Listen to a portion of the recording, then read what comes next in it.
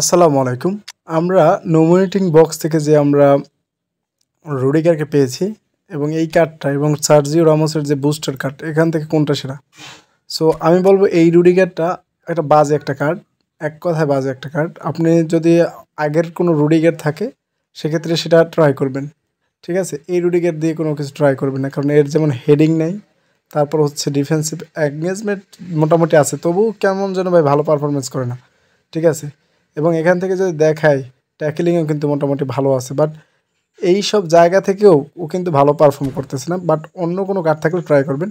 আর এই যে রামোসের কার্ডটা, আমি বলবো যারা ডেস্টোয়ার ইউজ করেন তারা এই রামোসের কার্ডটা ইউজ করবেন। এই কার্ডটা যেমন পারফরমেন্স করে তেমনি যেমন আছে হেডিং, তারপর আছে অন্যান্য সবগুলো একটু কম থাকলেও বাট পারফরমেন্সের দিক থেকে ওই বেস্ট। কারণ দেখতে পাচ্ছেন এখান থেকে হেডিংটা দেখেন 95, আর ওখানে কিন্তু হেডিং ছিল না। তারপরে ট্যাকেলিংটা 93 এক বুস্টেড, তারপর হচ্ছে অ্যাগ্রেশন অনেক বেশি, তার জন্য কিন্তু আরও বেশি ভালো পারফর্ম করে। জাম্পিংটাও আছে।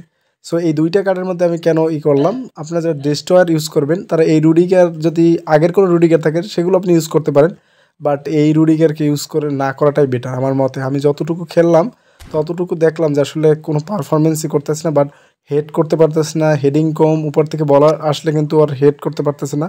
সো গোল হজম করতে হচ্ছে। আর যে ওর কিন্তু ফিজিক্যাল কন্ট্যাক্টটা মেবি ভালো, তার জন্য কিন্তু ভালো আছে। বাট এখান থেকে আমি সার্জিও রামোসকে যারা আছে ডিস্ট্রয়ার খেলাবা এবং ওই কার্ডটা বাদ দেবা। অবশ্যই কার্ডটা বাজে একটা কার্ড আমার দেখা মতো এই পর্যন্ত।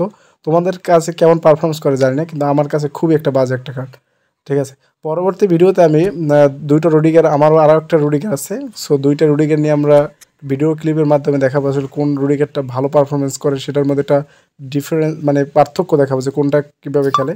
সো এই ছিল ভিডিওটি, পরবর্তী কোনো ভিডিও দেখা হবে। আল্লাহ হাফিজ।